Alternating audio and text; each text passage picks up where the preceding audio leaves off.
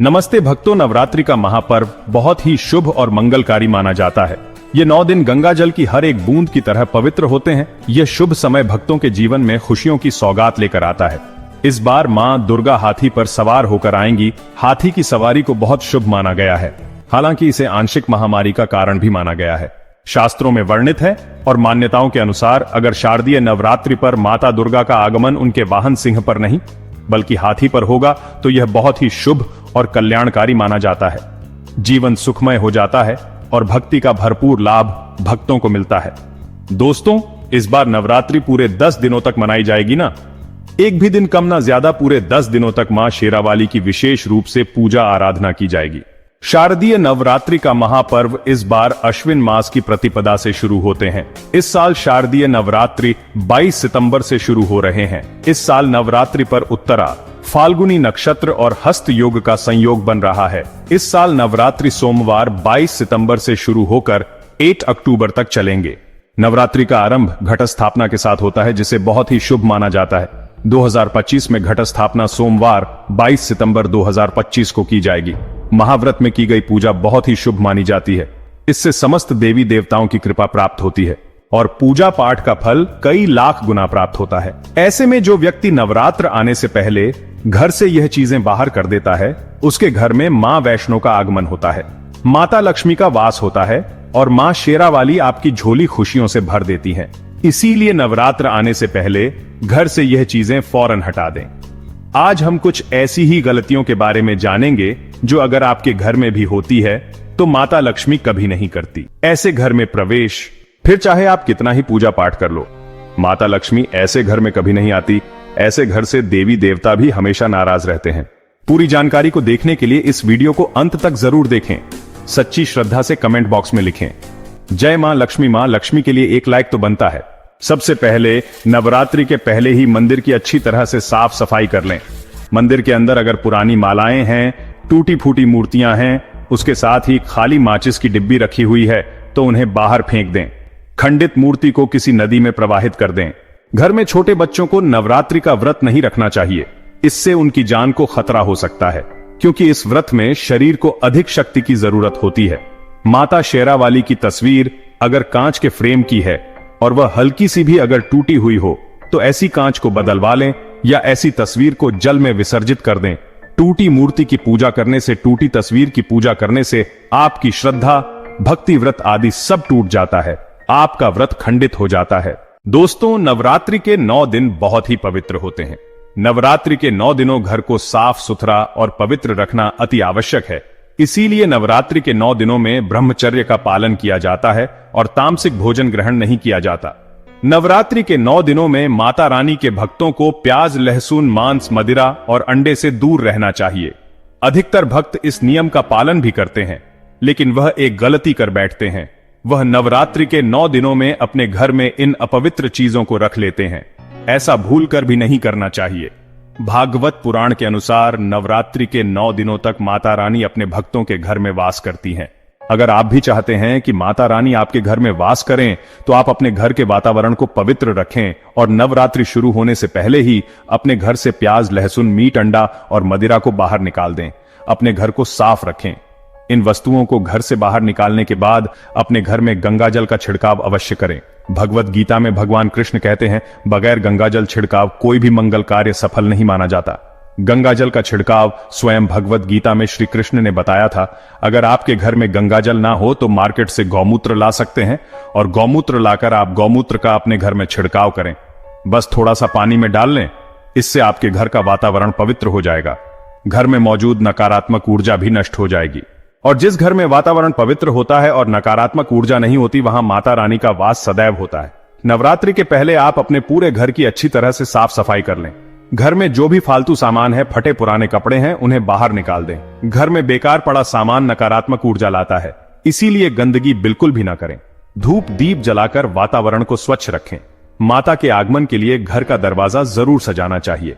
इससे माता आकर्षित होती है और घर के द्वार में प्रवेश करती है। मां के आगमन के लिए द्वार को फूलों से सजाना चाहिए। दोस्तों, कई लोग ऐसे हैं जो माता रानी की चौकी कागज बिछाकर बनाते हैं, जो कि बिल्कुल गलत माना गया है। माता की चौकी के लिए आप नीचे लाल कपड़ा बिछाएं। काला कपड़ा और सफेद कपड़ा भूलकर भी नहीं बिछाना चाहिए। ध्यान रखें, कपड़ा फटा भी नहीं होना चाहिए।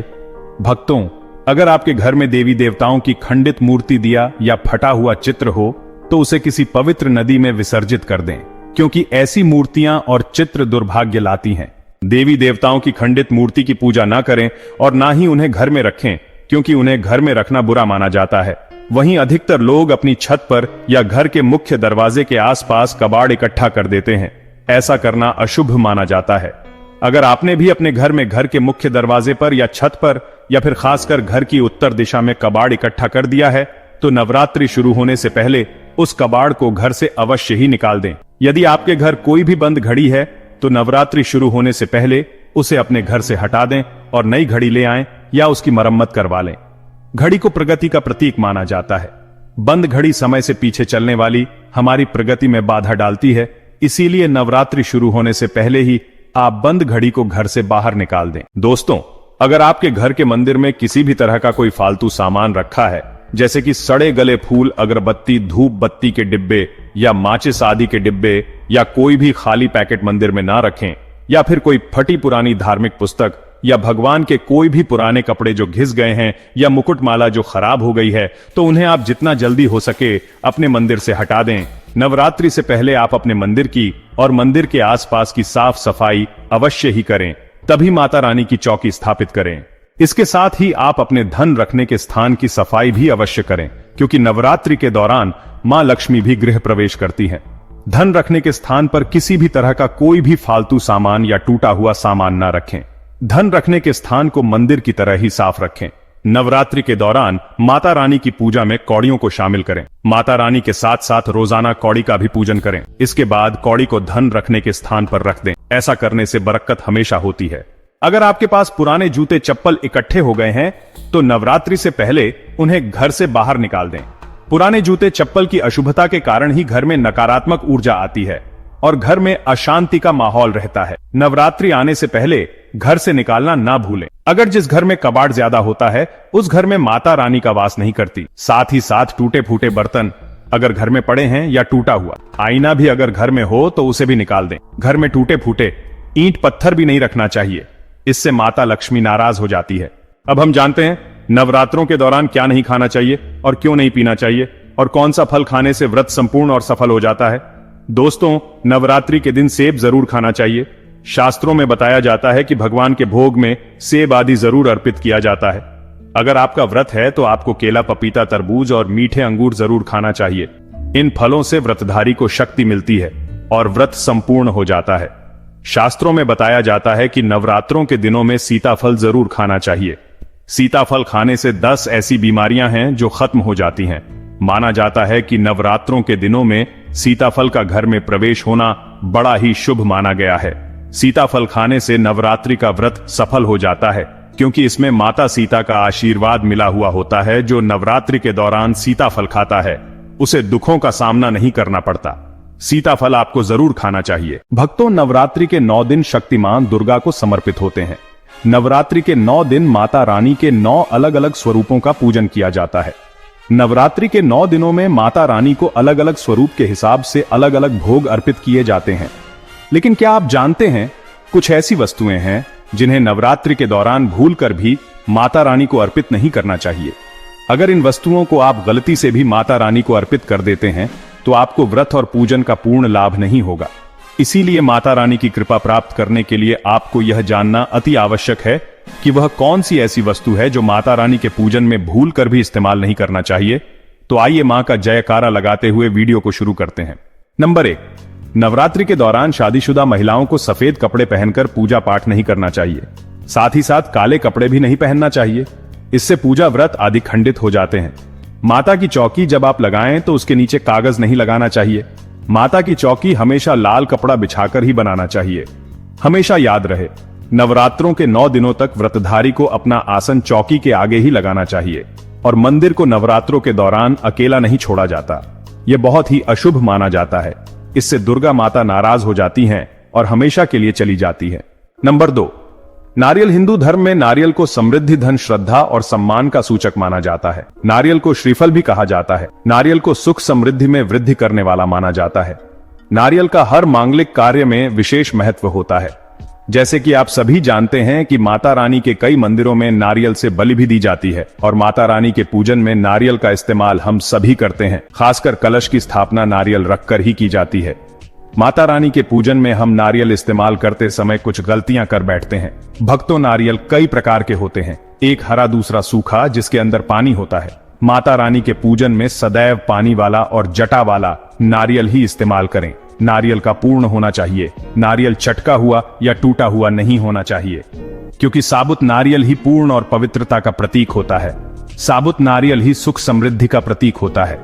साबुत नारियल को ही श्रीफल यानी कि मां लक्ष्मी का फल कहा जाता है। नवरात्रि में माता रानी के कलश की स्थापना करते समय जटा वाला यानी पानी वाला नारियल ही कलश पर स्थापित करना चाहिए। साथ ही यह ध्यान रखना चाहिए कि नारियल को सदैव कलश के ऊपर लेटाकर रखना चाहिए। घट स्थापना करते समय कभी भी नारियल को खड़ा करके नहीं रखा जाता। नारियल को सदैव लेटाकर कलश के ऊपर रखा जाता है। साथ ही नारियल को स्थापित करने से पहले आप नारियल को लाल कपड़े में लपेटकर उस पर लाल चुनरी ओढ़ाकर आप नारियल को कलश के ऊपर स्थापित करें। शास्त्रों के अनुसार कलश के ऊपर जब सही तरीके से नारियल रखा जाता है और सही प्रकार का नारियल रखा जाता है, तब यह व्रत और पूजन का पूर्ण फल प्राप्त होता है। यह भी ध्यान रहे कि महिलाएं माता रानी को नारियल अर्पित कर सकती हैं, लेकिन कभी भी माता रानी के सामने नारियल को भूलकर भी नहीं फोड़ना, क्योंकि नारियल बीज रूप होता है और स्त्रियां बीज रूप से ही शिशु को जन्म देती हैं। इसीलिए कभी भी महिलाओं को नारियल नहीं तोड़ना चाहिए। नवरात्रि में माता रानी का व्रत और पूजन किया जाता है, लेकिन नवरात्रि के दौरान सबसे ज्यादा महत्व होता है कन्या पूजन का। दोस्तों, माना जाता है व्रत और उपासना से माता रानी इतना प्रसन्न नहीं होती हैं जितना कि कन्या पूजन से होती है। नवरात्रि में छोटी छोटी कन्याओं को माता रानी का स्वरूप माना जाता है। कन्याओं को भोग लगाया जाता है, उन्हें प्रसन्न किया जाता है और बदले में आशीर्वाद मांगा जाता है। कन्याओं को प्रसन्न करने के लिए गिफ्ट आदि उपहार वगैरह दिए जाते हैं। माना जाता है अगर कन्याओं को कोई भेंट दी जाए और उसे खुशी खुशी स्वीकार कर ली तो इसका मतलब है माता रानी अर्थात माता वैष्णो ने भेंट स्वीकार कर ली। जिन पर कन्याएं प्रसन्न होती हैं तो समझो उन्हें माता रानी का आशीर्वाद मिल गया और माता रानी की कृपा से उन्हें मुंह मांगा वरदान प्राप्त होता है। नवरात्रि में 2 साल से लेकर 10 साल तक की कन्या का पूजन होना चाहिए। अष्टमी अथवा नवमी को कन्याओं के पैर धोकर भोजन कराना, उपहार आदि देना श्रेष्ठ माना जाता है। आपके घर में संपन्नता बनी रहे तथा धन की कोई भी कमी ना हो। कन्याओं को कोई सुंदर गिफ्ट दे सकते हैं। शास्त्रों में बताया जाता है कि कन्या जितना खुश होती है, माता रानी उतना ही जल्द फल की प्राप्ति प्रदान करती है। ऐसे में आप कन्याओं को चॉकलेट बॉक्स दे सकते हैं तथा खूबसूरत कपड़े दे सकते हैं। याद रहे काले कपड़े ना दें और स्टील के बर्तन भी गिफ्ट के तौर पर दे सकते हैं। याद रहे कि कन्याओं को लोहे का कोई भी सामान नहीं देना चाहिए। भक्तों, जब कन्या अपने घर के लिए प्रस्थान करें तो उनके चरण जरूर छू लें और अपने मन में अपनी प्रार्थना को पूरा करें। सच्चे दिल से मांगी मुराद माता रानी अवश्य पूरी करती है। प्रिय भक्तों, आज के वीडियो में बस इतना ही। हमारे द्वारा दी गई शास्त्रों अनुसार जानकारी आपको अच्छी लगी हो तो वीडियो को लाइक और कमेंट बॉक्स में जय माता रानी अवश्य लिखें। धन्यवाद।